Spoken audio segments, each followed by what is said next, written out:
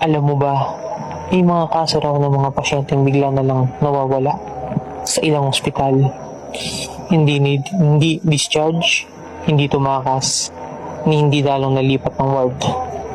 Basta na lang daw nawala. Isang kwento tungkol sa isang matandang lalaki na na-admit dahil sa stroke. Stable ang kondisyon. Nakakausap pa. Bandang 2:47 PM. Nag-check ang nurse. Nandun siya, tulog. Ngunit pagbalik niya noong 3:15 AM, wala na ito doon. Hindi magulo ang kama. Walang bakas ng struggle. Walang tumaan sa CCTV sa hallway. Parang naglaho na lang ng parang bula. Sinisisi ang human error. Baka maling kwarto. Baka maling lag.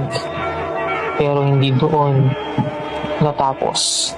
Ibang hospital naman may pasyenteng babae na na-confine sa isolation room ay nakakabit na heart monitor. Bandang 3:00 ng madaling araw, biglang nag-flatline. Tumakbo ang nurse papunta sa kwarto. Pagpasok niya, walang laman ng kama. Pero tumutunog pa rin ang monitor. At ang mas nakakatakot, sa CCTV footage, may nakita silang anino sa dulo ng hallway. Hindi malinaw ang hugis, pero bawat pagpatay, sindi ng ilaw, lumalapit ito sa camera. Pagkatapos ng gabing iyon, may mga nurse na tumingin mag-duty tuwing graveyard shift.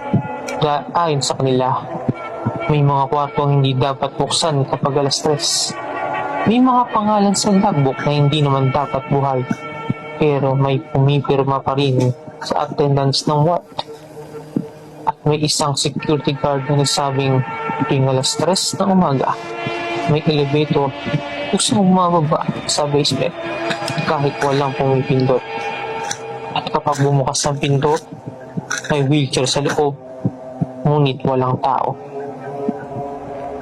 Pero basa ang upuan, parang may nakakupulang.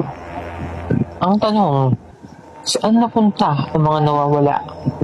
At kung sakaling ma-admit ka sa ospital, sigurado bang makakalabas ka pa?